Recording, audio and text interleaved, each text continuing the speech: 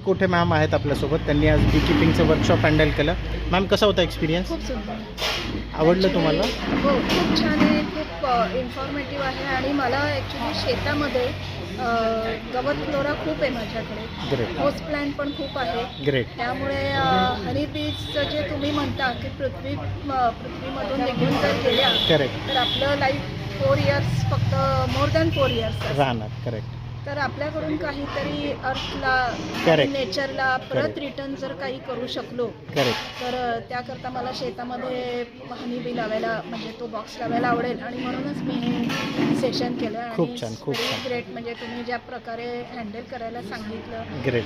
म्हणजे ती जी भीती होती मधमाशीची हां. की किंवा घरामध्ये चुकून आली किंवा काय झालं, तर आपण जितकं शांत असेल तर मधमाशी आपल्याला काही काही करत नाही. म्हणजे मी विदाऊट ग्लोव्ज हँडल केली ग्रेट ग्रेट. पेटी. भीती पण नाही मला वाटली तुम्हाला? भीती वाटली नाही आणि मधमाशीने कुठेही मला हार्म केलं नाही किंवा त्रास दिला नाही किंवा डंक मारला नाही.